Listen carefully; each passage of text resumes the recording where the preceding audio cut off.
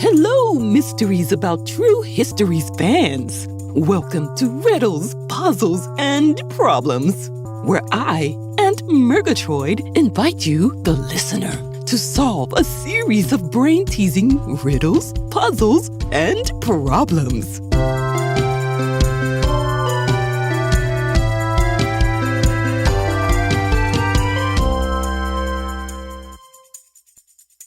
We begin today's episode with a riddle. 64 squares, 32 pieces, kings and queens of dark and light. When the knight comes to check his mate, what game is over tonight? This is a tricky one with numbers and royalty. Let's see if we can figure it out together. First, we need to figure out what we're trying to figure out. Do you know what it is? If you said a type of game, you're right. The last line of the riddle asks, what game is over tonight? Well, to figure that out, let's break it down further. 64 squares. What game has squares? There's Foursquare, but that only has 4 squares. Of course, a 64-square game of Foursquare would be epic. The same goes for hopscotch. Come to think of it, most sports don't have many squares.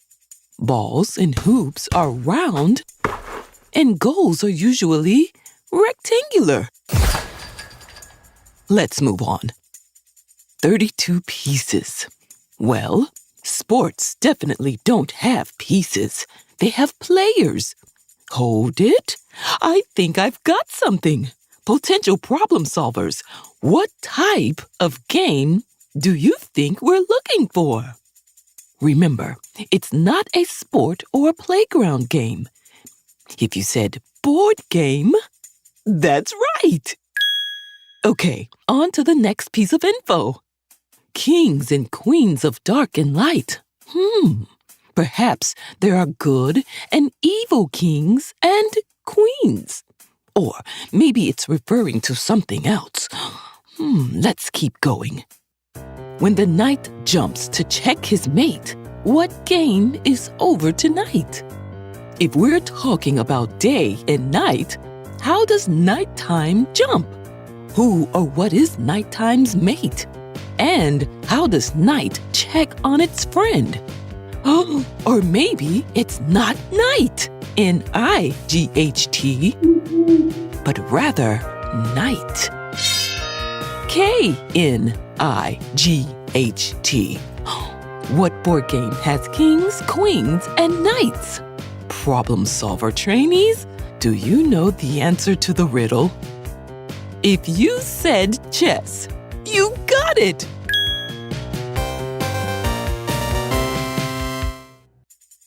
It all makes sense now. There are 64 squares on a chessboard and 32 pieces between the players. In chess, the K-N-I-G-H-T, knight, is the only piece that can jump over other pieces to check his mate. Or get checkmate on the king. Great job if you got it. However, chess is only where our adventure begins. Today, I need your help foiling the troll's plot to flip over the board at the 1972 World Chess Championship.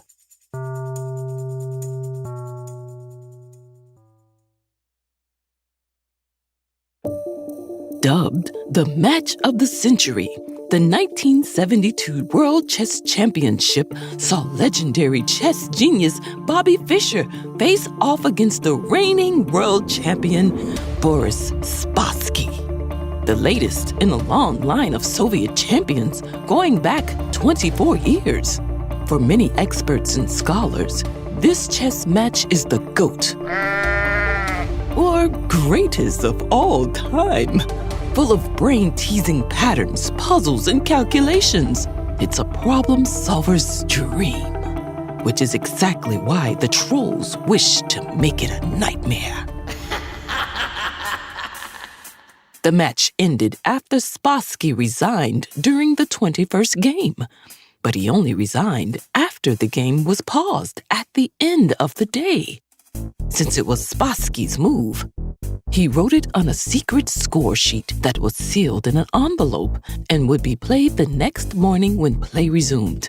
Those were the rules of a chess timeout in 1972. The problem was, the trolls had a secret of their own.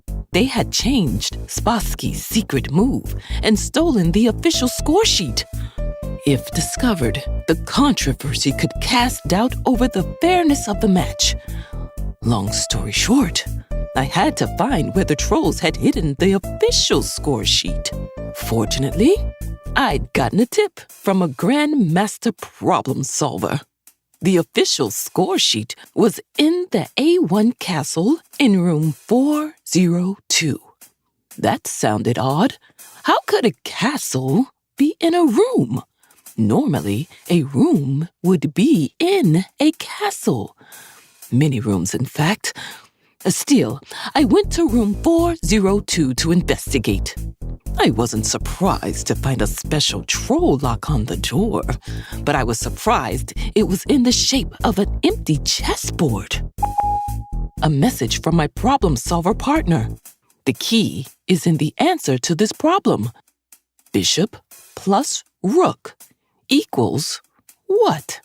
My first thought was bishop plus rook equals 2 powerful chess pieces. But how could I enter that on a chessboard? Hold on. Could 2 powerful pieces add up to an even more powerful piece? Well, if you know chess at all, you know that the bishop can move diagonally on the board, and the rook can move up and down. Potential problem solvers, is there a chess piece that can move both diagonally and up and down? If so, that would be one super powerful piece.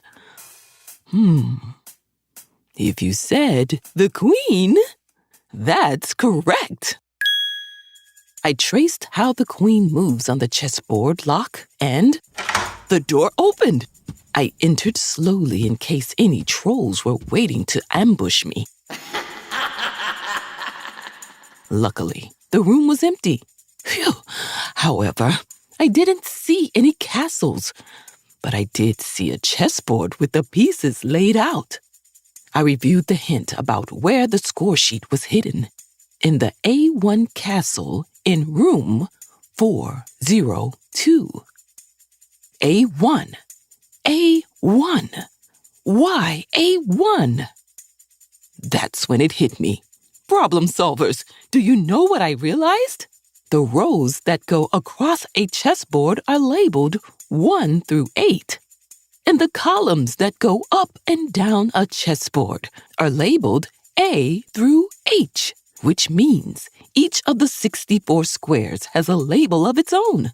And when you set up the pieces to play chess, a rook or castle is always placed on the A1 square. I grabbed the A1 rook and shook it. There was something inside. I unscrewed the bottom and voila! There it was, the official score sheet. Checkmate, silly trolls. So, how'd you do, potential problem solvers? Don't worry if it was a challenge. It's supposed to be. Just go back and listen again and keep trying till you get it. And don't worry, there will be plenty more opportunities to prove you have what it takes to be a problem solver too. I'll be back next Tuesday with another episode of Riddles, Puzzles, and Problems. And be sure to join Max and Molly for another episode of Mysteries About True Histories every Thursday. See you soon.